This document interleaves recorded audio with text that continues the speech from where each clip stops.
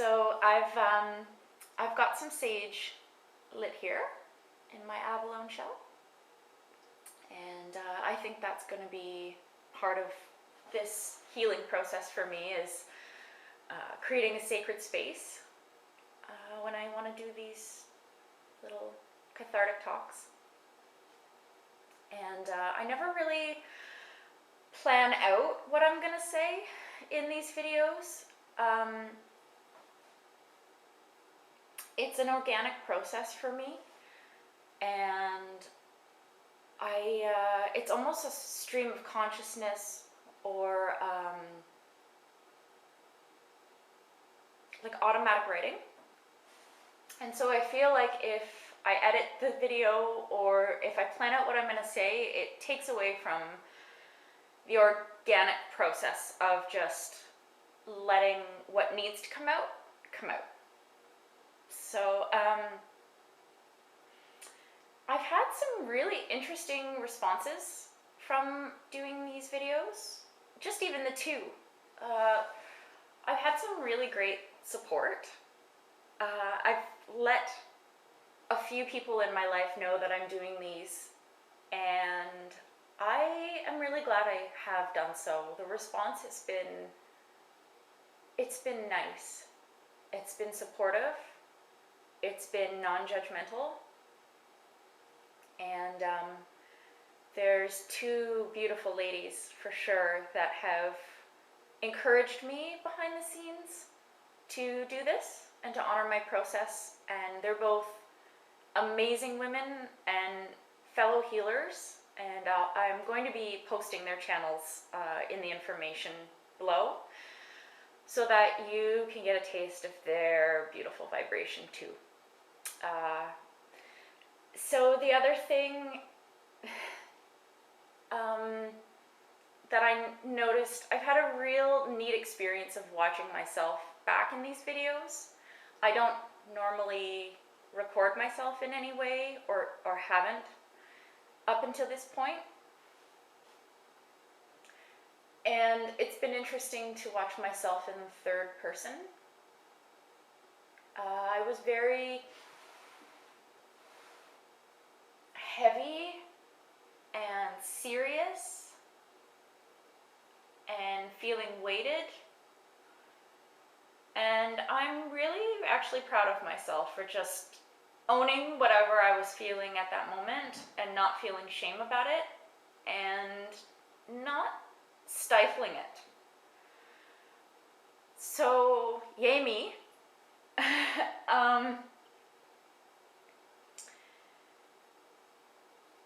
And I guess this is just continuing the process of peeling those layers off that don't serve me anymore. So when I watched back on the video, I actually saw that the room that I'm working on is really a metaphor or a direct reflection of me and this process that I'm going through.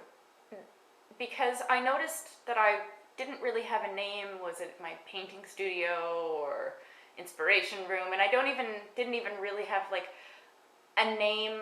I was calling it my inspiration room, an editing studio, or whatever. And just keying into that type of language, I realized that I really am in this amoeba state. Like, I don't even know what I'm going to call this room, and that's probably not the point of focus, but it leads me down that path of understanding that I need clarity, and I need to get clarity for myself. So it's an editing room. Yay! And it is a mirror of what I'm going through. And sometimes, sometimes it's got to get messier before it gets tidy. And my last two videos were messy. It's that messy room. Unorganized, undefined. And I'm kind of happy that I've made that connection, because there's even a process of healing for me as I put this room together. So it's going to be done probably by the end of the weekend. Today's Friday. I did those other videos on Wednesday, and this weekend is interesting because this weekend begins the start of Mercury retrograde, and it's the three-week process. And normally, Mercury retrograde would have me buying lots of organic chocolate and preparing lots of sage bundles and planning on not doing anything or not making any plans and staying in bed. Because Mercury retrograde, if you're not aware of what it signifies, is a breakdown in a lot of things. They tell you not to make too many plans or not to rely on those plans. Communication breaks down, and shit just doesn't seem to work out the way that you intended it to. And I'm not really frightened of this 3-week process this time, because I actually feel like for a little while my life has been Mercury retrograde, and so this is just solidifying where I'm at, and I'm actually really looking forward to this process.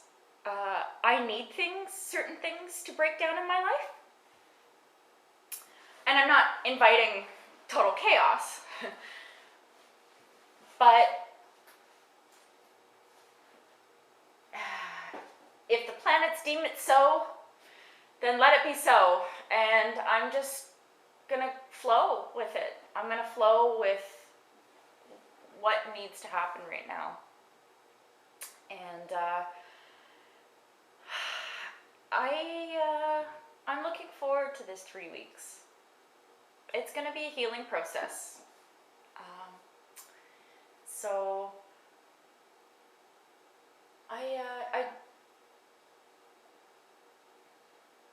I'm looking forward to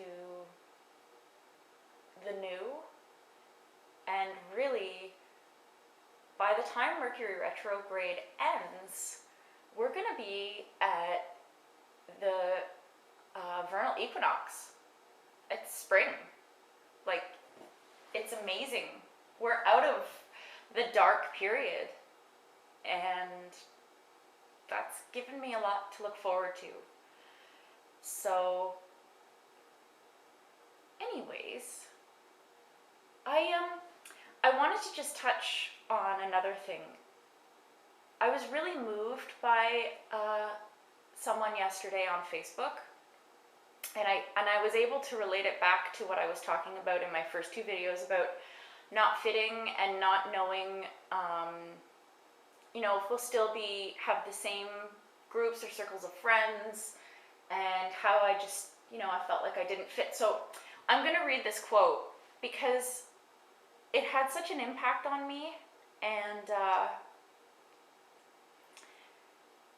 so this is by a beautiful, beautiful woman named Juno Cristi, and if I can, I will probably post her information too, so that you can tap into her amazing healing energy too. So this is what she had posted on Facebook yesterday. A lot of us are unhappy because we think that the people who are close to us have stopped loving us when they seem distant or cold. So we live our lives projecting this unhappiness, convincing ourselves and others that this is the case, that we are unworthy and undeserving of love. But more often than not, the truth is that these people never stopped loving us. They only stopped loving us the way we wanted to be loved. This has nothing to do with resentment, hatred, or anyone's failure to love us. In fact, we can even see greater love growing in moments like this, when we learn to forgive others for not loving us the way we want to be loved. And more than this, forgiving ourselves for letting our own fears steal away our happiness. Boom. And that quote came to me at a really, really great time. And so very, very quickly, at least in this moment for me, I've been able to release a little bit of fear about where we'll fit, my husband and I, in these circles. Or, and the other thing that occurred to me when I was watching my own video was, are they worth the worry, these groups, if they can't honor us shifting and changing in our transitions? If one of my friends came to me and said, I'm feeling stuck, and I'm not doing these said things anymore. I'm not doing these things anymore. These don't feed me. I would totally support my friend, whoever and whatever, as long as it's, healthy. So, in that regard, it was a nice mirror for me watching my own video to know that they're not the people that we want to continue on in our lives if they don't support these changes that have nothing to do with them. It's not personal. Just because we don't want having gatherings with a lot of booze doesn't mean we're judging other people for wanting that. It's just not part of our paradigm anymore. So that's a little follow-up to that. And it's a beautiful day here. I'm not a winter person, but it's been snowing these big Edward Scissorhand snowflakes and dusting everything with white powdery goodness. And I'm knowing that it's 3 weeks till spring. I'm actually really appreciating the snow and embracing these last few weeks of hibernation. And I'm going to use them. I'm going to use these 3 weeks to my highest advantage. And maybe you're feeling inspired to do the same. So let's let the releasing of shit begin. And over and out.